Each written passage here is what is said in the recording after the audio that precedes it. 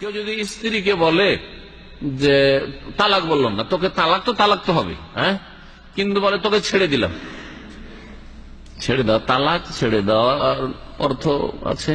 আর তালাক এমনি ছেড়ে দেওয়া মানে তারাকে এতরকম ছেড়ে দেওয়া, হ্যাঁ, তোমাকে ছেড়ে দিলাম মানে তোমার সাথে সম্পর্ক রাখবো না, কিন্তু হয়তো রাখলাম, খেতে দেবো, কিন্তু তোমার সাথে আমার শারীরিক দৈহিক সম্পর্ক থাকবে না, এটা তো হইতে পারে, সম্ভাবনা আছে, ঠিক না?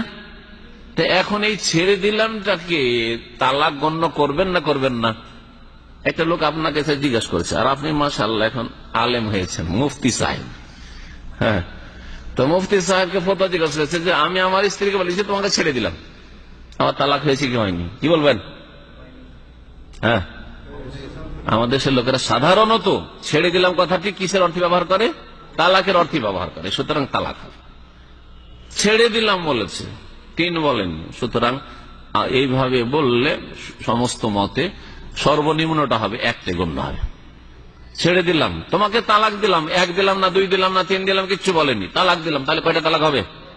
এটা সর্বনিম্নটা। এমনিতে এক মজলিসে সহি মতে, এটা হলো সর্বসম্মতিক্রমে বললাম, আর সঠিক মতে এক মজলিসে যদি বলে তোকে 100টা তালাক দিলাম, 100টা তোর পকেটে দিবে কোথেকে? তোমাকে 100 টাকা দিলাম, আর পকেট থেকে টাকা বের করছে 3টে টাকা আছে।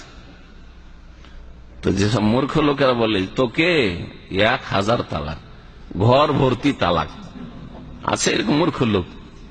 হ্যাঁ, তুই আমার বাড়ি আসলি তোকে তালাক, মানে তালাক হইতেই থাকবে সাথে।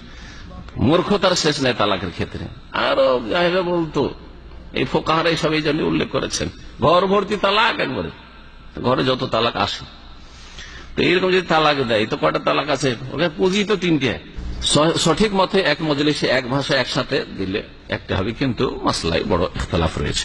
তবে শুধু বিবি বাঁচানোর জন্য না, হয় কোরআন সুন্নাহর রাস্তা আসলে সবটাই ক্ষেত্রে আসতে হবে, আর শুধু বিবি বাঁচানোর জন্য অন্যদের একটা ফতোয়া নিয়ে এলাম, আর নামাজের ক্ষেত্রে আবার নামাইতে ছাড়লাম না, বিদাত ছাড়লাম না, এটা চলবে না। আবার এরা সুবিধাবাদী মুসলমান। আর একটা পরিভাষা আমাদের দেশে আছে, যা তোকে রাখবো না, রাখবো না তোকে বললো, হ্যাঁ, এতে তালাক হবে কি হবে না?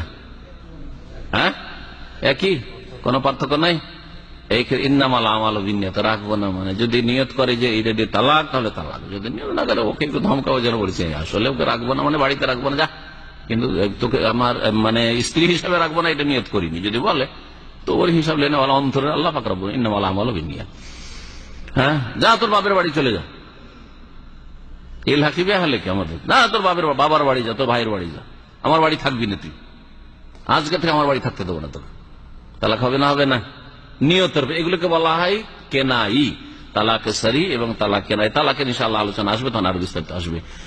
স্পষ্ট তালাক যা তালাকের অর্থ বহন করে, আর অস্পষ্ট তালাক সেখানে নিয়ত শর্ত।